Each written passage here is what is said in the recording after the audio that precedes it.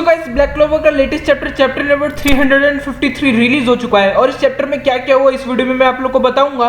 और ये चैप्टर काफी बढ़िया था, स्पेशली जब हीनो एंट्री आर्क का एंड हो रहा है। हाँ, आप लोग ने सही सुना, land of the sun arc का इस चैप्टर में दी एंड हो जाएगा। तो क्या क्या हुआ इस चैप्टर में मैं आप लोग को बताऊंगा। काफी बढ़िया चैप्टर था ये, साथ ही कई सारे फनी एलिमेंट्स भी हुए जिसके बारे में हम लोग आगे डिस्कस करेंगे। सो गाइस, मैं अपनी वीडियो शुरू करता हूँ। My name is Himesh, you are watching super rises. Without any more discussions, let's roll the intro.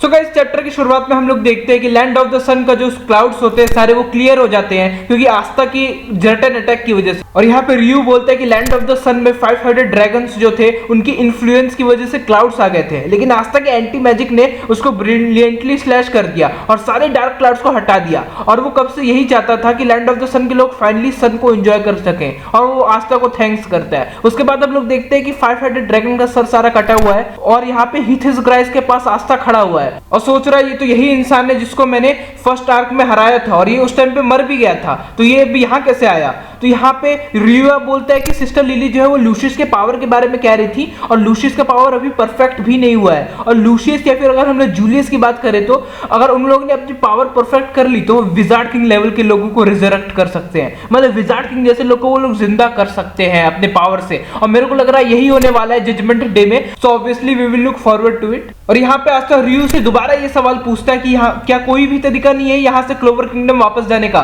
जहाँ पे रियू बोलते हैं नहीं, ऐसा कोई तरीका नहीं जिसकी वजह से तुम लोग यहाँ से दोबारा क्लोवर किंगडम जा सको। हालांकि ये बात मेरे को ऑड लगी कि ऐसा क्यों है कि ये लोग वापस क्लोवर किंगडम नहीं जा सकते, क्या क्लोवर किंगडम बहुत दूर है इसकी वजह से। लेकिन है भी तो यामी कैसे पहुंच गया आखिर वहां पे, कुछ ना कुछ यहाँ पे अभी भी मिस्ट्री है जो सामने नहीं आ रही है, जो आगे जाके सामने आएगी। यहाँ पे रियू बोलता है कि जो आस्था के दोस्त है वो सारे लगे हुए हैं आस्था को ढूंढने के लिए, तो हम लोग को उन्हीं पे भरोसा करना पड़ेगा। और अभी भी जजमेंट डे के लिए 3 दिन बाकी है, तो हम लोग को बिलीव करना पड़ेगा कि वो लोग जजमेंट डे से पहले तुम लोग को खोज लेंगे। तो आस्था बोलता है ठीक है, ऐसा है तो फिर मैं अपने दोस्तों पे पूरा फेथ करता हूं। और यहाँ पे रियू बोलता है तब तक के लिए तुम रिकवर करो और आगे की फाइट के लिए प्रिपेयर कर लो। लेकिन उससे पहले हम लोग यहाँ पे देखते हैं कि रियू जो है वो एक बहुत बड़ी पार्टी अनाउंस करता है जिसपे बहुत सारे लोग आते हैं और साथ ही साथ वो लोग सेलिब्रेट करते हैं 7 रीजन की विक्ट्री और आस्था की विक्ट्री। और वहां पे खाना पानी और साथ ही साथ बहुत सारा सेलिब्रेशन चल रहा होता है। और यहाँ पे फूमिटो जो है वो कुकिंग कर रहा होता है और यहाँ पे तो 5-headed ड्रैगन को सब लोग पका के खाने वाले होते हैं। वहां पे सिस्टर लिली आराम कर रही है और यहाँ पे हम लोग देखते हैं कि आस्था सबसे बात कर रहा है। और यहाँ पे हम लोग देखते हैं कि इचिका जो है वो रियोडो से बात कर रही होती है और बोलती है कि रियोडो जो है वो लोगों को जज करना बहुत अच्छी तरीके से जानता है। आस्था एक ऐसा इंसान जिसने 5-headed ड्रैगन को हरा दिया और लैंड ऑफ द सन के स्काई को क्लियर किया और वो चमत्कार कर सकता है। बेसिकली यहाँ पे इचिका जो है वो आस्था को एक्नॉलेज कर रही होती है, साथ ही साथ रियोडो भी एक्नॉलेज कर रहा होता है। लेकिन यहाँ पे इचिका फिर एक सवाल पूछती है कि यामी क्लैन को बिग ब्रदर ने नहीं मैंने डिस्ट्रॉय किया था, है ना। ये सुनते रियो जो है वो कुछ भी रिस्पॉन्स नहीं करता, जो अगेन हम लोग को एक डीप होल में डाल देता है कि आखिरकार इसका राज क्या है, क्योंकि अब तो इसको बता देना चाहिए था और ये नहीं बता रहा है। रियो की इसमें कोई गलती नहीं है। मेरे को लग रहा है कि जो उसमें क्लैन मैसेकर हुआ था उसमें कुछ ऐसा भी हुआ था जो अभी इचिका को वो नहीं बता सकता।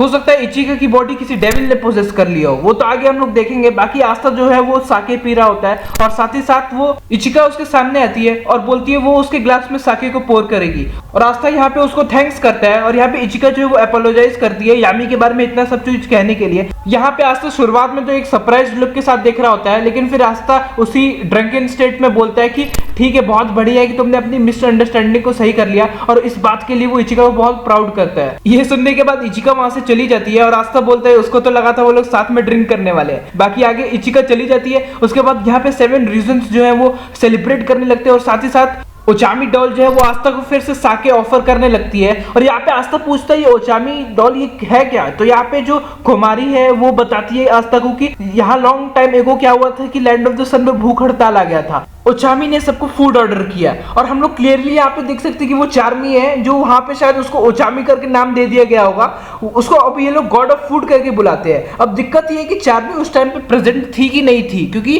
फूड का अगर हड़ताल आया भी होगा तो बहुत टाइम पहले आया होगा और उस टाइम चार्मी तो होगी ही नहीं, क्योंकि वो फिलहाल 22 साल की हुई है। तो या तो किसी ने उसको टाइम में पीछे भेजा था इस चीज के लिए, और या तो फिर वो कोई उसका एंसेस्टर था जिसने वहां पे फूड प्रदान किया था।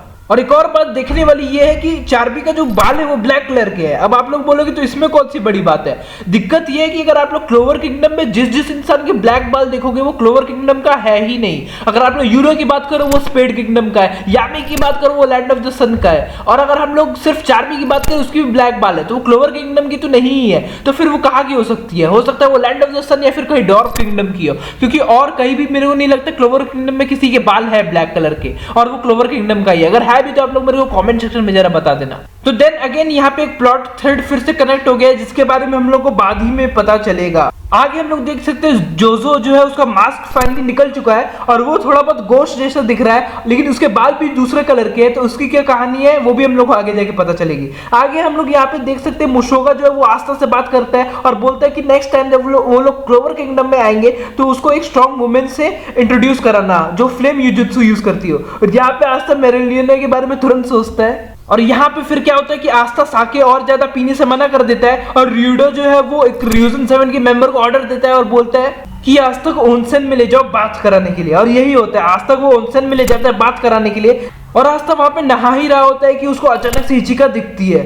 अचानक से दिखने के बाद आस्था सोचता है कि अब इचिका उसको जान से मारने वाली है, लेकिन यहाँ पे इचिका एम्बेरस हो जाती है और आस्था वहां पे तुरंत जल्दी भाग जाता है। और ये सारा प्लान रयू का था, उसके पास ऑल सिंह आई है after all, if you know what I mean. तो ये बहुत ही ज्यादा फनी मोमेंट था यहाँ पे और ये फाइनली खत्म होता है और उसके बाद आस्था जाके फाइनली सो जाता है और फिर सुबह उठता है जहाँ पे हम लोग देख सकते हैं इचिका जो है वो आस्था को गुड मॉर्निंग ग्रीट करती है। और यहाँ पे आस्था जो है वो इचिका को सॉरी बोलता है लास्ट नाइट में जो हुआ उसकी वजह से। और यहाँ पे इचिका बोलती है कि आस्था को उसकी रिस्पॉन्सिबिलिटी लेनी पड़ेगी। I mean what kind of responsibility she is talking about. Aastha भी यहाँ पे कंफ्यूज हो जाता है। हम लोग को पता है वैसे किस बारे में बात चल रही है। बाकी क्या है, रीजन 7 यहाँ पे आते हैं और आस्था को बोलते हैं कि वो जानते हैं कि आस्था 3 दिन ऐसे तो खाली नहीं बैठने वाला, तो चलो हम लोग फाइट के लिए प्रिपरेशन करते हैं। और ऑब्वियसली यहाँ पे मेरे को लगता है 7 रीजन मेंबर्स भी वहां जाएंगे और यहाँ पे आस्था बोलता है बिल्कुल चलो फाइट के लिए तैयारी करते हैं। और फिर लिखा आता है time until judgment day is 3 days left, मतलब अभी 3 दिन सिर्फ बाकी है जजमेंट डे के लिए। अब हम लोग को मजा आने वाला है क्योंकि अब जजमेंट डे के लिए ज्यादा दिन नहीं बाकी है, प्लस अब मेरे को लग रहा है कि ये आर्क हीनो आर्क यहाँ पे एंड हो चुका है। नेक्स्ट हम लोग अब यहाँ पे सीधे क्लोवर किंगडम जाने वाले हैं और देखने वाले हैं कि वहां पे क्या हाल चल रहा है और हम लोग को काफी मजा आने वाला है। बेसिकली नेक्स्ट चैप्टर तो 1 वीक ब्रेक के बाद आएगा, तो उसलिए उस टाइम हम लोग को पता चल ही जाएगा कि हम लोग क्या करने वाले हैं। बाकी ये चैप्टर अगर आप लोग को अच्छा लगा तो इस वीडियो को लाइक करना, मेरे चैनल को सब्सक्राइब करना और बहुत ही ज्यादा अच्छा लगा तो इस वीडियो को शेयर भी कर देना और अपने ओपिनियन जरूर शेयर करना इस वीडियो के बारे में कमेंट सेक्शन में। So guys, my name is Himesh, you are watching super rises. Thanks for watching my video. Rise